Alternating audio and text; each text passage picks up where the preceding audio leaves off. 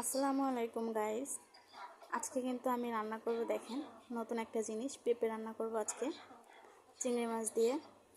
তো আমি সর্বপ্রথমে পেঁপেটা কাটতেছি, তারপরে আপনাদের কাটা শেষ হয়ে গেলে দেখাবো। আবার যেহেতু এক হাতে আমার ভিডিও করতেছি আবার কাটতেছি, তাই না কেটে আমি আবার দেখাতে পারতেছি না। আমি কেটে আপনাদেরকে দেখাচ্ছি।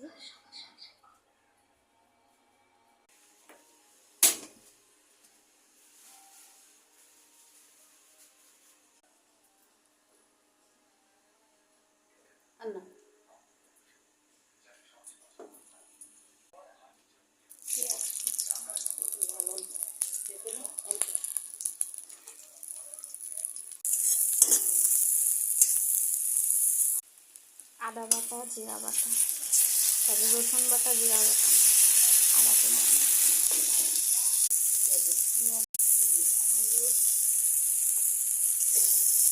লবণ, হলুদ, কাঁচা ঝাল দিয়ে রান্না করতেছি পেঁপে যেহেতু। আজকে কিন্তু আমি নিজে রান্না করতেছি গাইস।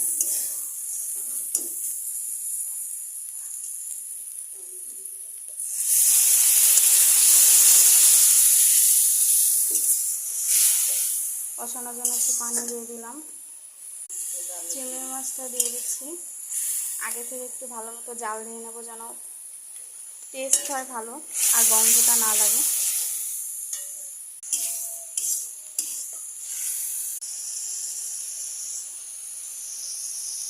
দেখতে কিন্তু কত সুন্দর হয়েছে দেখেন। আজকে একদম নিজের হাতে সব কিছু করছি। যদিও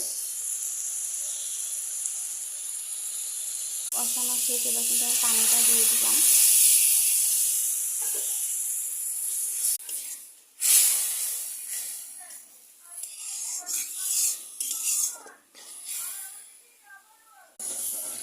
ঝোলের পানিটা কিন্তু দিয়ে দিলাম, পেঁপে যেহেতু একটু আগে আগেই দিলাম।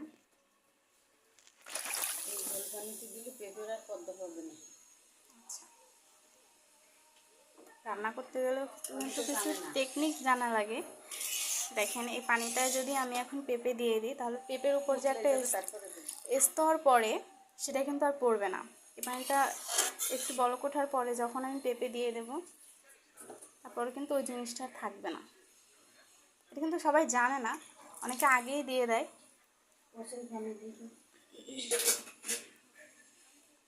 এবার কিন্তু পেঁপেগুলো দিয়ে দিলাম।